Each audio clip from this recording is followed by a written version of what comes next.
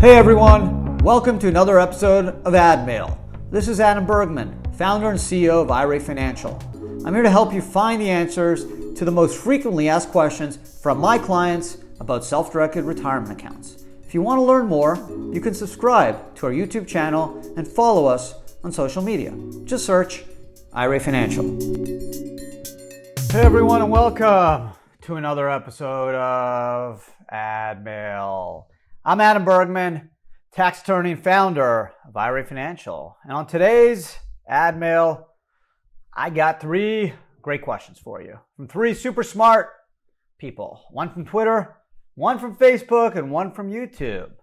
One is on the Solo 401k 5500 Easy Form, the other one on backdoor Roth IRAs, and the third on real estate in an IRA. So let's get started. It's going to be a fun episode, so buckle up and enjoy the ride. First question, is it true that if I do not file my 5500 Easy for my solo 401k on time, penalties can go as high as $150,000?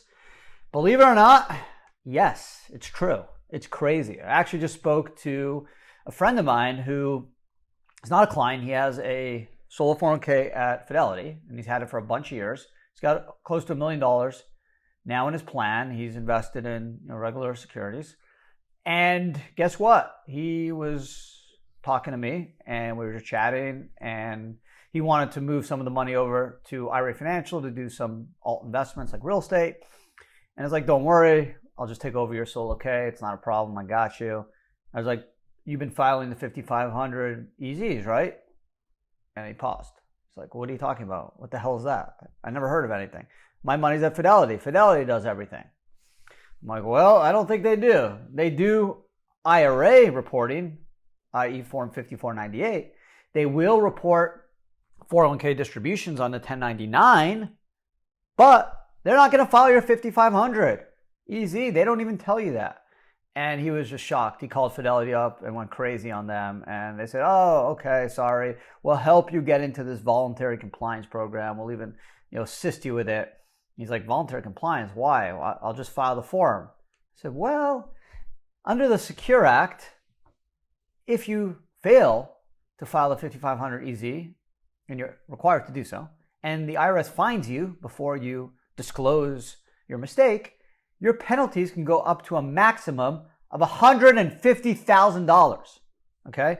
$150,000. Crazy, right? The old law was $15,000, which is still a lot of money.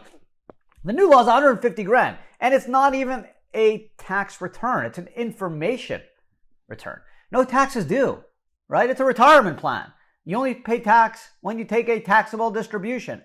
Why on earth is the IRS being so egregious, so aggressive? And they just are. They want information because they want to make sure that when you are 72 and you are required to take RMDs, they know exactly what you should be paying. So they are not messing around. So bottom line, if you are out there and you have a solo 401k at Fidelity or Schwab or Vanguard or any bank, and you have over $250,000 fair market value as of 12/31 of the prior year, you need to file the 5500 EZ. Do not count on the financial institution or the bank for filing those forms. They won't do it. Okay? IRA Financial does it. Wells Fargo, Fidelity will not. So beware. This is a warning. Now, you have an opportunity if you have messed up. And again, it happens. It's not your fault. You're not a tax attorney. You're not CPAs. You're not TPA professionals. You're busy, right? This is not something you should be doing anyways. Fidelity should be doing it, or Schwab, or whoever has your money. They should be the one doing this stuff. They have all the information they need. They should be doing it. But they're not. They're lazy and they don't want to do it. So they force it on you. And guess what? It often doesn't get done. So listen up. If you're close, do it. You need to get into this voluntary compliance program. Okay? The penalties could be anywhere from $500 to $1,000 to get in it, which is way lower than the $150. Okay? The problem is if you don't do it and the IRS finds you before you mess up and fess up and provide them the information on the voluntary compliance program filing, you're in big trouble. Okay, and they can press forward with their penalties of $150K. So yes, it's true. It's crazy. I know. I'm shocked for an information return that penalties can go as high as $150K. It's not like you're hiding money in Switzerland or anything. I mean, it's in a retirement plan. It's in a U.S. institution. But hey, that's the way the rules work, and the IRS is not messing around. So if you have a plan, do not simply rely on the bank or financial institution for filing the form, because they're not going to do it. Okay, make sure and ask the question. And it's not fair in many cases, because how the heck are you supposed to know that this form is due? Unless the financial institutions let you know. And in most cases, they're not. So an FYI, if you have a solo K and you have over 250, make sure you confirm someone is filing the 5,500 easy. Second question is from Facebook. With the self-directed, can I send money yearly as a non-deductible IRA backdoor into my self-directed Roth? I've been keeping money with my broker for my wife, and I just to contribute the max yearly. So yes, the answer is yes. The backdoor Roth IRAs, if you make more than $208,000, file jointly, married, you're not allowed to do a Roth IRA. However, since 2010, there are no more income limitations for Roth conversions.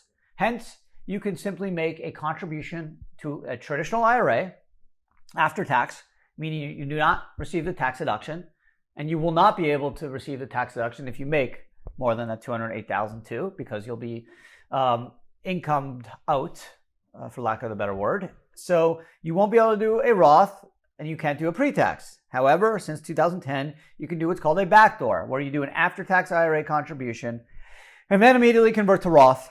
And now you have a Roth IRA for the $6,000 or $7,000 if you're over 50, and you can do that each year. And of course, those funds can be invested in stocks or bonds, and also real estate or cryptos or any other rollover investments you want to do. So it's something that you can take advantage of if you wish. If you make under the 208, you can do a Roth. If you want it to be a deductible IRA and you have access to a 401k at work, there are limitations that you need to be aware of, where you may not be able to make that tax deductible IRA because of the income limitations. But again, you always can do a backdoor Roth IRA, even if you make $2 million, $10 million, because of the backdoor strategy. Yes, it's limited to the $6,000 or $7,000 of contributions, but you can then use those funds to do stocks or real estate or other investments. So that's just another trick in your toolbox, another tool in your toolbox or trick in your bag that you can use to increase funds in your retirement account. Third question from YouTube. I have a home on the Jersey Shore, nice, owned in my self-directed IRA. Can I rent it out to my cousins? The answer is yes. Why not?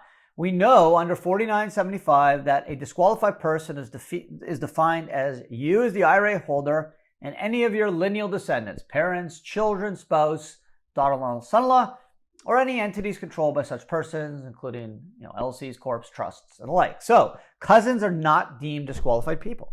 So yes, you can rent out your home on the Jersey Shore to your cousins, who can now enjoy all the beauty of the Jersey Shore. And the ocean and the beaches are lovely. And you can charge them whatever you deem is fair market value, and your cousins get to enjoy your home. So it's hopefully a win-win for your IRA and your cousins. So yes, the answer is yes, absolutely, you can do this, as long as the renter is not a disqualified person, parent, child, spouse, daughter-in-law, son-in-law, or any entities controlled by such persons. Control means 50% or more. You can do it. Okay, so great question. And maybe you could let me rent out your home on the Jersey Shore. It's really nice. Been there a bunch of times. Have a lot of friends that have homes on the Jersey Shore, and just a great place to be. So nice job.